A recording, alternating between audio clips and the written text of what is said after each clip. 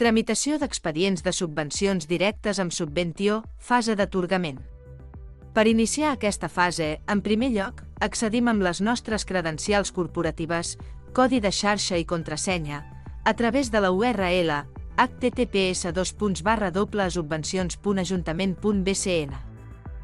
A continuació, cliquem al menú desplegable de dalt a l'esquerra, seguidament d'Expedients i Cerca d'expedients.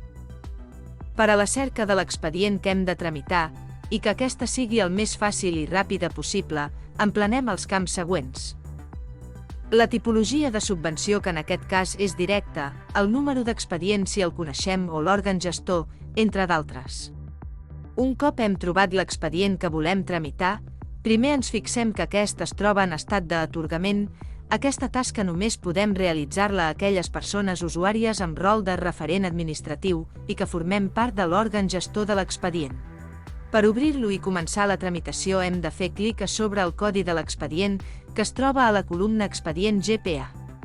Dins l'expedient trobem diverses pestanyes per les quals navegarem al llarg del procés. Però en primer lloc hem de fer clic a Editar. Fem clic a la pestanya Dades econòmiques a l'apartat Informació econòmica. Ens desplacem fins a la secció Assentaments per crear-ne un. Fem clic a Operacions i posteriorment al desplegable a Afegir. S'obrirà una finestra emergent per omplir les dades requerides. El camp Descripció és editable i ens serveix per indicar l'objecte de l'assentament. Per guardar els canvis hem de fer clic a Desar, si no els volem guardar premem Tancar. Ja hem creat un assentament comptable. L'estat inicial dels assentaments quan els afegim és esborrany. Aquest estat indica que l'assentament encara no està comptabilitzat a SAP Ecofin i només s'ha creat internament dins del sistema Subventio. A continuació hem de comptabilitzar l'assentament. Per fer-ho seleccionarem a l'assentament comptable, cliquem al botó Operacions i seleccionem l'opció Comptabilitzar. Aleshores es veurà que l'assentament s'ha comptabilitzat correctament i l'estat de l'assentament passarà a pendent aprovació. En aquest moment disposem ja del número d'assentament. Si fem clic a la icona de la lupa podem veure tots els detalls de l'assentament. Per tancar la finestra cliquem Tancar. Amb l'assentament creat i comptabilitzat només falta la creació de la relació. Per crear la relació marquem l'assentament o assentaments que formaran part de la relació. Cliquem al botó Operacions i seleccionarem l'opció Crear relació. S'obre una finestra emergent que ens pregunta si n'estem segurs i en cas afirmatiu clicarem Acceptar.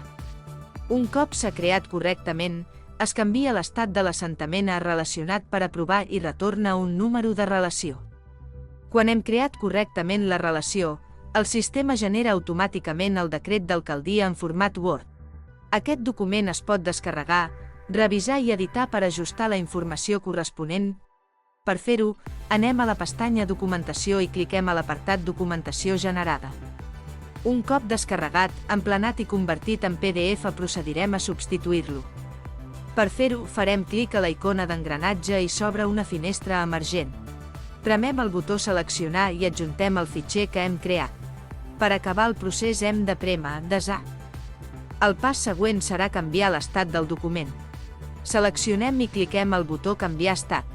A la finestra emergent que s'obre, el desplegable d'estat final seleccionarem Elaborat. Un cop finalitzat fem clic a Desar. Novament seleccionarem el decret i clicarem al botó Canviar estat, i s'obre una finestra emergent.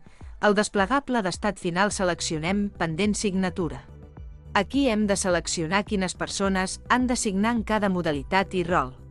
El flux de signatura ve determinat per l'òrgan d'aprovació que es va triar en l'apertura de l'expedient. Quan acabem d'emplenar fem clic a Desar i es tancarà la finestra emergent. Aquí començarà el flux de signatura. Quan aquesta arribi a intervenció, el sistema canviarà automàticament l'estat de l'expedient a fiscalització intervenció. Quan surti d'aquesta tasca l'expedient canviarà l'estat automàticament a l'estat en fase de resolució. Un cop finalitza el flux de signatura, el decret apareixerà com a signat. Si fem clic a la pestanya Dades generals, podem veure que ja tenim la data d'aprovació.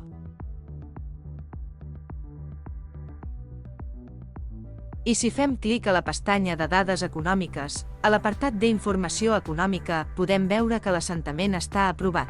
És llavors quan podem notificar la resolució i preparar i signar el conveni segons sigui el cas. Una vegada estigui efectuada la notificació i o pujat al sistema el conveni signat, podrem continuar fent clic a canvis d'estat i a la finestra emergent que s'obre, a la secció de transició, seleccionem expedient atorgat. Per desar els canvis premem desar. I és aquí on acaba la fase d'atorgament.